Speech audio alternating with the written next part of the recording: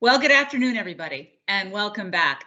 My name is Lisa Raitt. I'm Vice Chair of Global Investment Banking at CIBC, former politician, truth be told, and I'm delighted to be your moderator today for this very, I think, interesting panel, certainly one which anybody who's tuning into this conference would be interested in. I have the Chair and the CEO of the Canada Infrastructure Bank with me today, Tamara Vrooman and Aaron Corey. And we're not actually going to have a PowerPoint presentation or any kind of 5 or 10 minute. We're not going to burn your time. We are here to take questions, and whatever questions you don't have, I will be able to put to both Tamara and to Aaron. But I encourage you to write your questions in. I can see them as they come up on the screen. And we've all agreed that asking questions could be the best way to get the most information out of this session that's possible. I'm delighted that Tamara and Aaron are in the positions that they're in right now, because rarely do you see two individuals in a single entity that have both private sector experience, but also public sector leadership. And something as tricky as infrastructure in Canada certainly needs to have both of those things married together, and each of these individuals have that. So I don't have any questions that have appeared on screen yet, but I thought perhaps I can start with the chair of the board, Tamara, and just get your insight into where you think the CIB is going in fulfilling the mandate, and as well pointing out that you have a new minister who also has great experience in the name of Dominique Leblanc, and just your sense as to what is ahead for you as the chair going forward, and then we'll turn to Aaron on the same question. Thanks very much, Lisa, and good afternoon. Welcome to all of those who are joining in. It's great that we have this opportunity to talk to you about the Canada Infrastructure Bank and take your questions. Well, infrastructure certainly has been a very popular topic over the past several years, but I'm coming to you from British Columbia today, where I can tell you infrastructure is going to be the main focus for many, many weeks and months ahead, given the devastating floods we've had here. And I think what we're seeing at the Infrastructure Bank, really coast to coast, is a focus on getting more projects done across a variety of sectors that really are going to lay the foundation for the future economy and society that we need in this country. And so we've been very, very busy over the last 8 months in particular, focused on getting projects built, everything from clean tech and energy projects all the way through to zero emission buses, to broadband, the ability for us to participate this way today right across the country, something clearly that's needed on the infrastructure side, to connecting Indigenous communities. And we have a board of directors that has very deep experience in infrastructure, finance, as well as very representative from the communities right across the country. And now with Aaron's leadership, really pleased at the amount of deals we've put through, over 7 in the last 8 months. And we're really looking forward to working with municipalities, with provinces, who, as you know, own a majority of infrastructure in our country, as well as Indigenous communities and the private sector, to get more built for the kind of infrastructure that we're going to need for the country going forward. It's an exciting and a bit daunting time to be in the infrastructure business, but I think it's actually a very, very good time to have, as a country, an organization like the Canada Infrastructure Bank that can be focused on bringing these deals together to get the best of the public and the private sector. Okay, Aaron, over to you. Hi, Lisa. Nice to see you. Hi, everyone. Can't wait for next year when hopefully we're back doing this in person, not from the impersonal, but antiseptic corner of an office.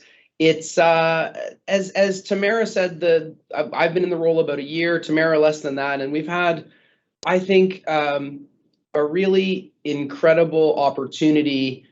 The bank is a platform that has the real potential to get in more infrastructure built faster in this country. And Lisa, last fall, the CIB developed this idea of the growth plan. It was a pragmatic kind of a look at where are the infrastructure gaps that in the near term we can address. You face the challenges of COVID and of economic recovery coming out of it. And as we know, infrastructure happens at 2 speeds in this country. There are mega transit projects, which often take years from conception, political galvanization, community alignment, design and engineering, construction. That's a decade journey and more. You and I, Lisa, probably both could name projects that it's decades from their original, like, on the drawing board.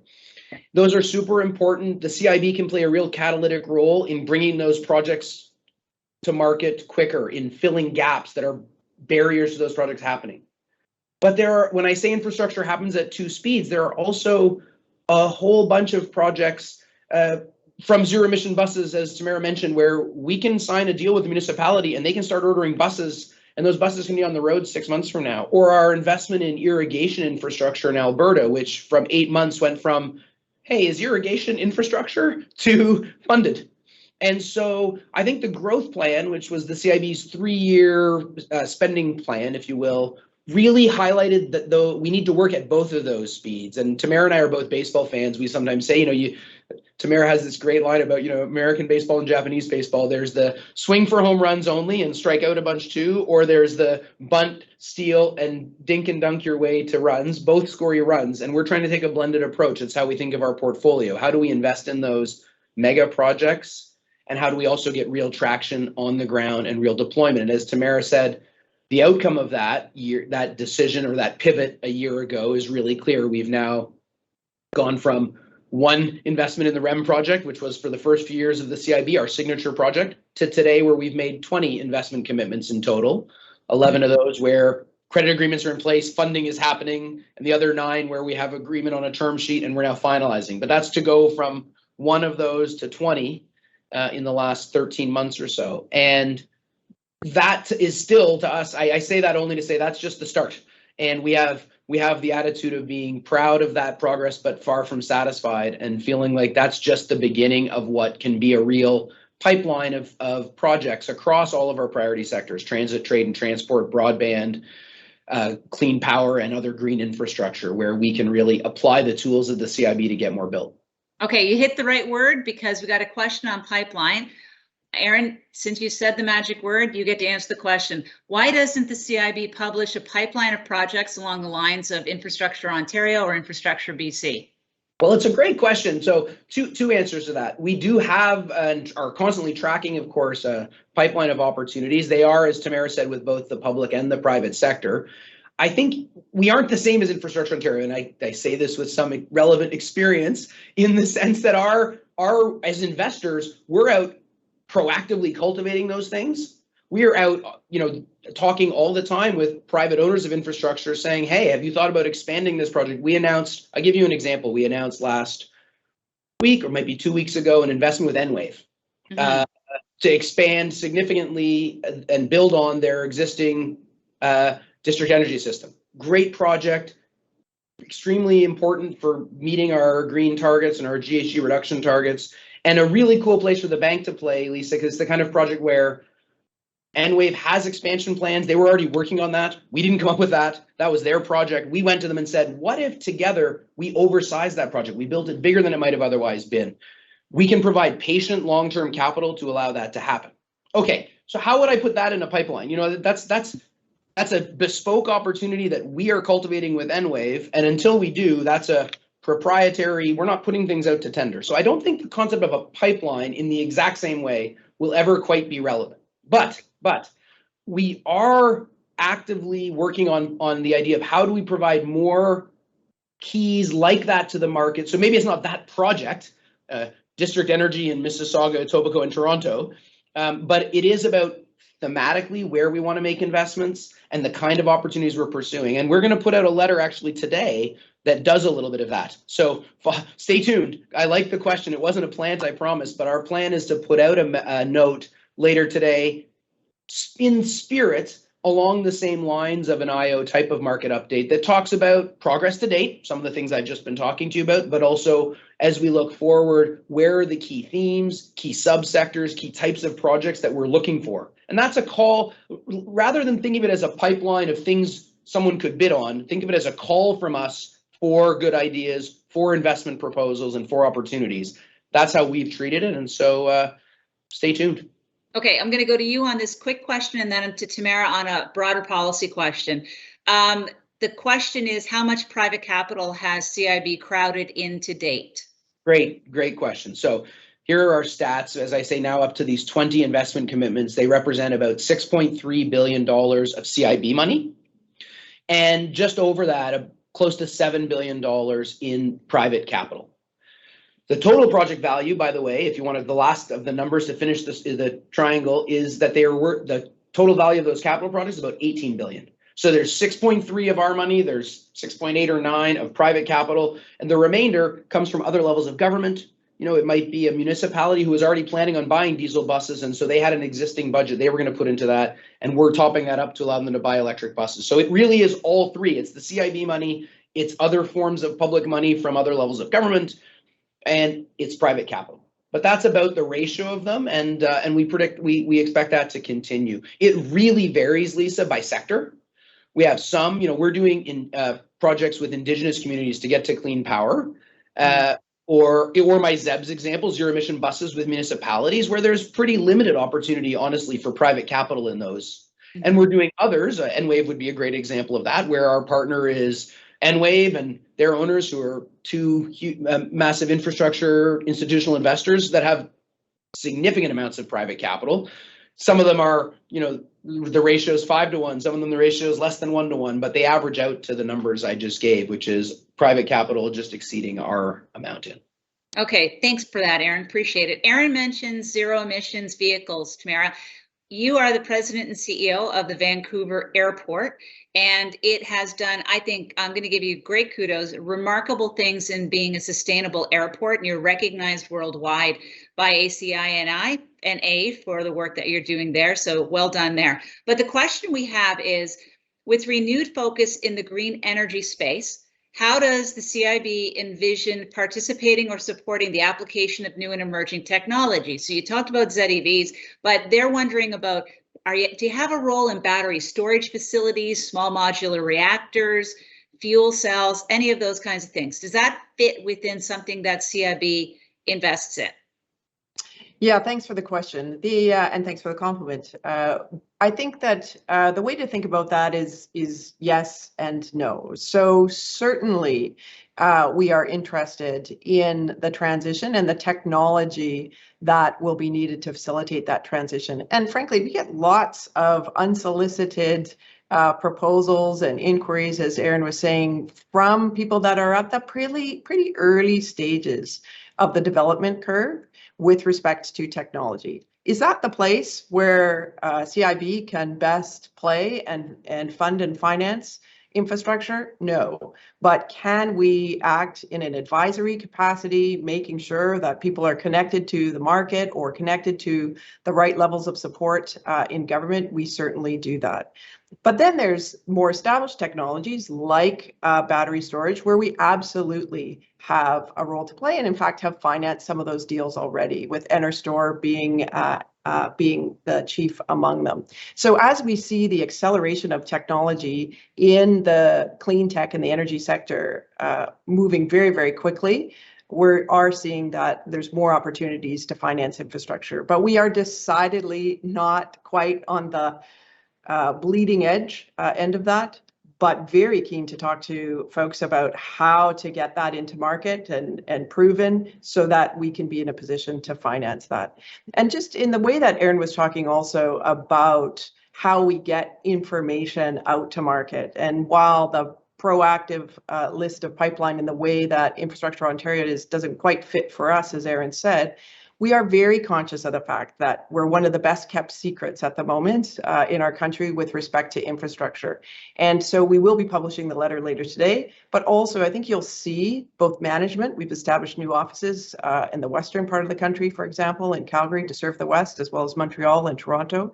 And then also the board out in community and in the market, talking to partners and stakeholders and owners about the role that the bank can play. Cool. Okay, Aaron, tough question from the audience. Don't blame me for it. You've had 2 finance ministers. Tamara is the 3rd chair. You're the 2nd CEO. 4 infrastructure ministers, maybe, definitely 2 or 3 ISED ministers. So the question is, Is the mandate still the same from when you were formed in 2017? Has anything changed? And they want to know what's going on with the high turnover in leadership. I mean, I know the answer to that, having been a former politician. That makes sense to me. But can we get management's perspective on this kind of churn that the market is seeing and what it means? Sure. So it's a very fair question, and I think the answer is we've gotten much clearer and sharper over the last 3.5 years on how nothing's changed in the mandate, but we've got much sharper on how to deliver on that mandate. And let me just give 2 examples.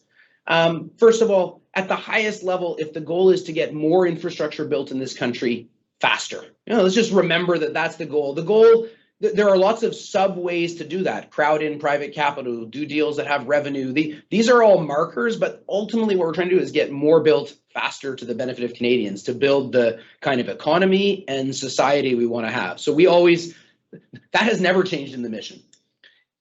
The clarity that I described comes from 2 places. One is government and us working together, and we've had a really good dialogue over the last year, as Tamara and I have been in the job, around what are the outcomes that we're seeking. Infrastructure is everyone in this conference knows that infrastructure is a funny thing to define. In the US, they've spent, I don't know, a year debating what is infrastructure or not.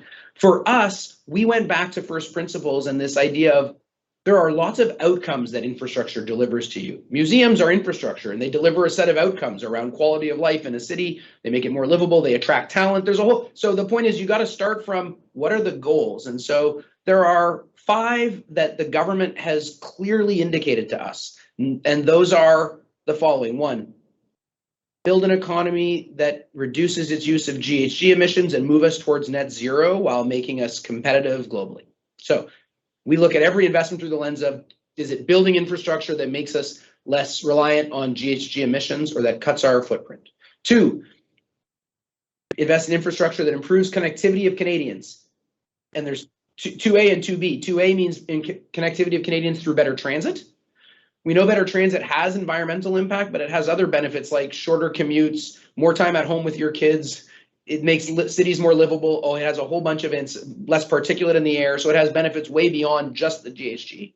And 2B, the other kind of connectivity is broadband. And it's no better example than this conference that broadband is something that makes economies work. It also provides healthcare and education to remote communities. It's a lifeblood, especially in a country our size. So that's the second and third outcome. And the fourth one is around growing our trade capacity as a country. And so investments in ports and in rail networks and in the end-to-end trade capacity of our nation, because that's fundamentally the kind of economy we have.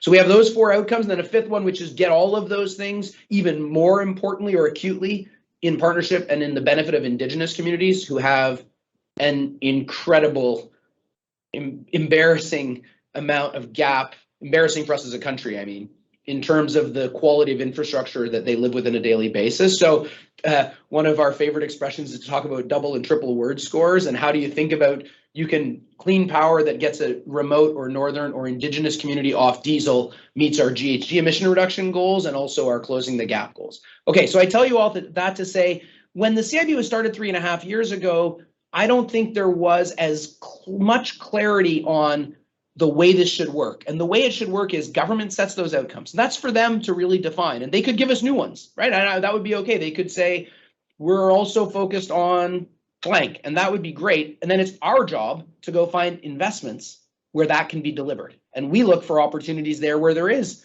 a revenue source, where you can do these deals not purely on the tax base, but through other funding mechanisms, where our financing can share in risk in a way that gets those projects done. And then it's up to us, the management, with our board, to actually source those investments, approve those investments, and make them. And government has given us really clear authority to do that. So, and that's, I think, an important evolution in the CIB.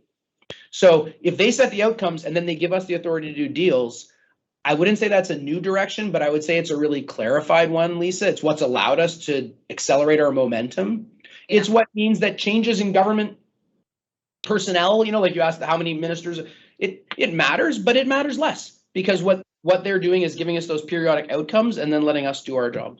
I agree completely with that. It really doesn't matter who sits in the chair. It's the fact that you have the legislation in place. So Tamara, over to you. Aaron says, okay, the job of management is to find an investment. Somebody out there wants to know, what is the bank's biggest challenge in actually getting the projects that you find funded by the bank and I guess by the federal government? We haven't had much difficulty in that, frankly, lately. Once we had the clarity of the mandate in the 5 areas that Aaron just outlined for you there so eloquently, it's been a fairly straightforward activity. I think, you know, in our earlier phase in our startup, we were a startup. It's not every day that that the federal government creates a new Crown agency with the kind of mandate and scope that the Canada Infrastructure Bank had. And frankly, it took us a bit of time to find the best path forward between the government and a CIB to be able to execute at pace. We've now found that cadence by the virtue of the fact we've gone from 1 to 20 in 13 months.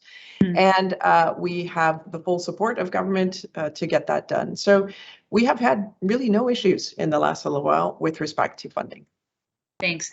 Aaron, a specific project question. Can you provide an update on the funding of the Via Rail High Frequency Project, or I should say Via's High Frequency Rail Project? By the disclosure and, you know, spoiler alert, I love that project. So well, we do too. It's obviously a major priority of the government. Excuse me.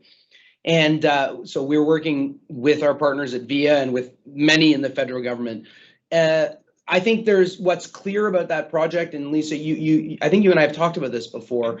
It meets all. If you go back to what I just said a minute ago, go through the list. First of all, it's clearly in those outcomes. You know, you can tick off it. It is connecting Canadians in a totally different way than we are today. It's doing it in a GHG efficient manner because it's quite clear that we would do that project electrified, at least for the vast majority of that network, or with some form of non-emitting or low-emitting technology. It's a place also then, so if it meets those initial screen, then I said the next job is for us to figure out what role does the CIB play, and I think, and what role can the market play? And I think there it's also quite clear there's a huge opportunity for innovation on that project. What we often talk in these conferences about risk transfer and risk, risk transfer ends up sounding like how much can you push to your side of the table versus mine. I think the flip side of risk transfer is innovation opportunity. The HFR system is complex. It has decisions about route and vehicles and service levels and pricing and how much you charge for all of those things that ultimately influence how many people ride. And so I think Via and us together have developed a really clear view of all of those levers for optimization and a view that the private sector can play an important role in helping optimize those. And we as Via could, or we could help them, Via could come up with our version of that optimization, but I think this is the place where the private sector brings something. They bring innovation. So stay tuned, but government's plan, I think, is clear that we see a meaningful role for the private sector in making that optimization and making the system a reality. And so now it's just about getting down to it. Very cool. Tamara, for you, in the wake of COP26, are you thinking of extending green financing, sustainability-linked loans, and did you look at any circular economy initiatives? Or, sorry, incentives, not initiatives. So the short answer is yes, yes, and yes. You know, one of the things we've been talking about recently is not only where we see retrofits fit into the circular economy, particularly around the provenance of building materials and the ability to label those and be able to take them back to origin at demolition. But also, again, given the summer and now the winter that we're having in this country and around the world, climate adaptation. You know, how do we finance the adaptation part of climate change to support communities and the economy and the supply chain and all the things we rely on? So certainly climate is becoming now, I think we will look back and see that 2021 was the year that climate and climate finance really took quite a large step forward. And we're seeing that in our business as well and in our pipeline. And so we will continue to finance the things that Aaron talked about. And as we look forward to these other areas that you talked about. That's amazing. Aaron, something specific for you. Is CIB looking at getting involved in a TOD-TOC project? What type of role might CIB take? And first of all, I know everybody else knows, but I don't. So tell me what those initials all stand for. For sure, yeah. The question, thank you for the question. It really revolves around TOD and TOC, transit-oriented development or transit-oriented communities. This is city building in and around our transit stations. As you listen to my outcomes, this is a really good question. The outcomes I described earlier, building new housing stock wasn't one of them. It's a priority of the government of Canada, make no mistake, but it's not one of the outcomes we're focused on. But transit connections are. And so there's an important distinction here. We think transit-oriented development, land value capture, which is sort of the broader concept in and around station nodes, are huge opportunities to help pay for more transit. So at the CIB, we view them as a means to an end. The end is more investment in transit. The tool is development in and around stations, developments that have a mix of market and affordable housing. They get you more riders on the transit, so they make the transit more profitable. And they create a funding source that you didn't have before to potentially pay for the transit. So the short answer I started with is yes. The CIB sees transit development as a real opportunity, as a means of repayment, as a risk that's really well suited for CIB investment. Why? Because the thing that's uncertain with it a lot of times, Lisa, is how quickly it'll happen, right? Development is hard to predict. And oftentimes it takes 5 and 10 and 15 years. You're building huge communities. Some of these projects are master planned out 10 to 20 years. And that's the kind of place where a long-term loan from the CIB, a long-term loan where we share that ramp-up risk, because that's the sort of opportunity we're looking for. That's what our money's best designed for, is to share in that risk and say, until development reaches X point, defer your payment back to us, or we'll do it at a very low interest rate and it starts to go up as you get more development. So that's where our tools can be so effective. We see that as a real opportunity to increase funding for transit, and it's something we're looking at with a number of governments right now. So Tamara, one of the selling points of setting up a separate bank is the fact that in this world, you need to be nimble and you need to react quickly. And truth be told, the government of Canada is neither nimble nor can it react quickly to anything that it faces. How are you going to ensure, as the chair and the board, that the organization doesn't creep into bureaucracy? Sorry, I just had somebody come into my office here at the airport. So absolutely, one of the reasons that we have the bank is to be able to respond to the market by innovating and by doing things differently, while keeping our eye on those long-term consistent commitments that are so important in the infrastructure and the finance space in order to build confidence and the kind of robust pipeline that we've talked about. You know, one of the things that I think we focused a lot in this session, quite rightly so, on green finance, but one of the other areas, by way of example, where we're seeing that innovation and the lead role that the bank can play is in the area of financing in Indigenous communities. Mm-hmm. When I first started to finance green projects at Vancity Credit Union, when I was the CEO there over a dozen years ago, it was a hard sell to those in the finance community around what exactly was the risk and the return, always looking backward, needing to see that demonstrable return before we could really get the mainstream financial institutions confident in that space. We're seeing some of the same things, frankly, in Indigenous communities, where there's a huge need.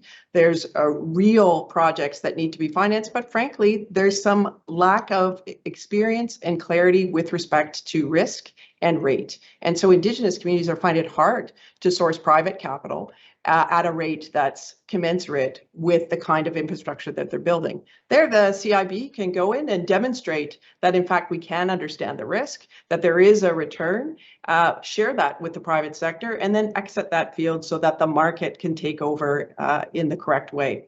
Those kinds of things are the sorts of things we're working on in a way that contributes to the overall infrastructure that gets funded, but also in a way that's innovative, proof of concept, working ahead in partnership with the market and community. And you're not using this label, I'm not putting words in your mouth, but somebody else has asked a question that I'm going to ask in a second, but it seemed to be a far more collaborative way of procurement, or a more, I would say, progressive way. It's a form of a different procurement model. And over to Aaron on this one. As the market attempts to move towards more equitable risk allocation between public and private sector participants, what is the bank's position on a more progressive and collaborative procurement models? And will CIB play a role in getting more infrastructure built more quickly under those types of models? Right. So first, we're extremely flexible to and agnostic about procurement model. I know this is C2P3, Lisa, so I should be careful what I say, but it was the #1 question, Aaron. Don't worry. We're really not beholden to one, and we have examples of projects that follow nearly every form of model, right? And so our priorities, and in fact, we're an impact investor. We're trying to buy the outcomes I described to you earlier while sharing in the risk of the project in a way that gets those projects built. We are we own none of the infrastructure we're financing. We procure, and we're not the procurement agent for any of it either. The principles we go back to are all around who is the private sector partner that we're working with? How are we sharing risk? I love the expression, in an equitable way. Like, that's what we focus on. That to us has only indirect connection to procurement models, if you will. And so we've done a real variety. What I would say, interestingly, like I think are, if anything, we're biased towards, I would say, the pure version of the concept of a P3. I don't mean the mechanics and the papers that we use in Canada today, but I mean the basic principles of a P3 in the sense that it's a public-private partnership. It has some form of sharing, of skin in the game together. We spend almost none of our time thinking about how much risk we can push to the private sector. We spend our time thinking about what are the gaps to a project happening that we can help share. Is it about customer demand risk or technology commercialization? Not technology, as Tamara said. We're not really in the world of taking technology risk, but we could take commercialization risk, like as you scale up a technology or do it at a bigger scale. So we spend most of our time thinking, what are those risks that are stopping our project partners, a municipality, a province, a private sector company, that are stopping them from building the infrastructure they want and need, and how can we share that with them? And so we're coming at it from truly the opposite end of the telescope, rather than what's the procurement model. For us, it's what's the risk we can share to help make the project go. Yeah, a tough question for you, Tamara, and then we're going to do our wrap-up question for both of you. But somebody wants to know whether or not you see your role limited to mega projects, which tend to be in major urban centers, or do you have an appetite for smaller or mid-sized projects, which are found in more rural and remote areas? And given what we have just seen transpired in the last couple of elections, I think it is fair to acknowledge that there does seem to be an urban-rural divide that may be happening in the country, with lots of folks watching what's happening in both space. So what's the CIB's point of view on these kinds of projects? We definitely do not have a bias for mega projects only, or alternatively for only small projects, somewhat more obviously. And you'll see in the portfolio that, and the letter that we're about to release today, that we have a very diverse portfolio in the 20 that Aaron talked about. And so we've done quite a bit of good work to be able to pool together, for example, zero emission buses for school buses here in British Columbia. Every school district, probably too small on their own, but when we pool together, we get economies of scale and learning in terms of delivery and efficiency in terms of financing and execution. The same is true of Indigenous communities. How can we pool together the conversion from diesel to cleaner fuel in a way that gets scale as well as efficient deployment of capital? So I think we're very sensitive to the fact that many of our infrastructure needs are outside the large cities. Obviously, they're also in the large cities, and that we need to do both if we're going to have a connected country and a connected economy. Yeah, I just add, Lisa, one of the things, Tamara hit on this, but when we think about ways to get to scale, zero emission buses is a great example where we've got a pretty standard offering, and you can work with municipalities, large and small, or school bus operators. But a different example, is around our energy retrofit program, where we're looking at an aggregation model. So where we can provide a credit facility to a energy services company or someone who's going and doing retrofits across a big portfolio of buildings. That could be a really big property owner, like a large real estate company who says, we have 25 buildings we want to retrofit, and let's do that together. And we fund them, and don't create 25 SPVs, but we create a fund for them to renovate all 25 of those. But it also could be with a more of an aggregator, someone who's going to go out, do the work, do the energy efficiency studies, hire the contractor, so we can almost do some at the fund level or aggregation. So we're doing that, energy retrofits. The ZEBs, we're trying to have so either whether standardizing a product or using aggregation, or in the case of Indigenous communities, just straight up saying, you got to take whatever it is the bank was doing for the large city and scale it to the size of a smaller community. All three of those are I think the three main ways we're trying to get at the diversity of this country, while recognizing that, yeah, there are also those mega projects that we are doing that are by their very definition big. Awesome. As we wrap up this this session today, we have about 4 minutes left. I wanted to ask you a question that came in very early from somebody out there, and it's a great way to end our conversation. And I'm going to start with Tamara, and then I'm going to conclude with Aaron. But this person is asking, what advice do you have for young people first starting out their careers in the infrastructure space? And where do you see the industry going in the next generation? So pretend you're talking, it's not my son who wrote the question, but pretend you're talking to somebody who's coming out of university or just doing their engineering degree. What's the future, Tamara? There is probably not in recent times a better time to be thinking about a career in infrastructure than the one that's right before us, whether it's climate, whether it's digitization, whether it's the reorganizing of supply chains and trade routes, whether it's connecting Indigenous and rural communities. We are a country that's blessed with a large geography and a small population. So infrastructure is essential to the way we function as a society, as well as an economy. And infrastructure, when you think about it, is all about the future that we want to create. It's about making decisions now that have significant future implications given the long-term nature of infrastructure.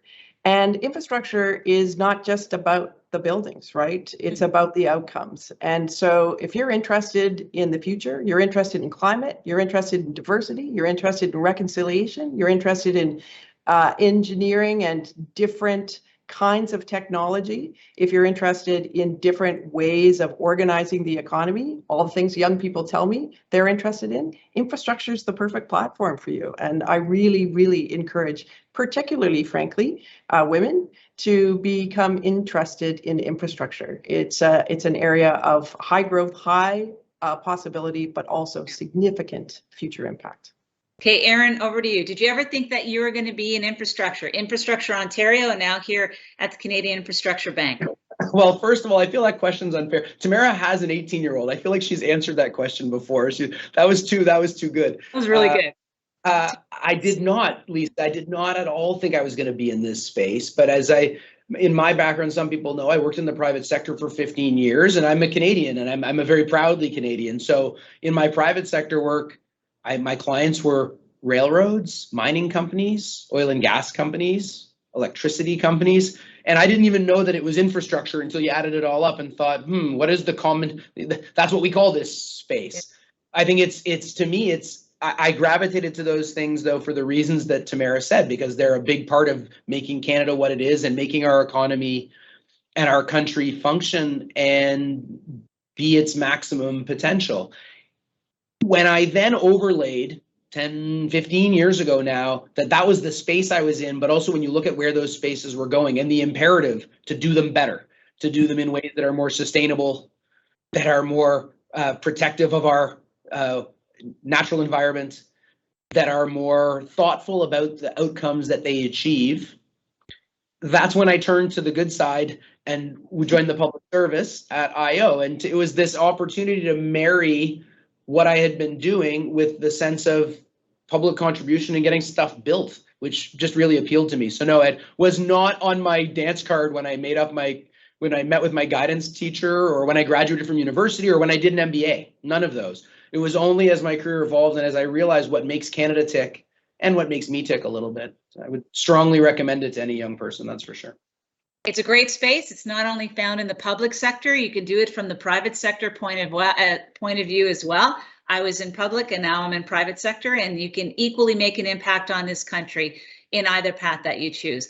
Thank you so very much to both of you. It was a very quick conversation, but a very important conversation for those who are tuning in today and those who are interested in public infrastructure and infrastructure in general in Canada. I want to thank you very much, and I'll give a last-minute plug to the letter that you'll be releasing later today. Go to the Canada Infrastructure Bank's website, and you can check out what they're up to. Thank you so much, Tamara. Thank you so much, Aaron. And back to you guys. Thank you. Thank you.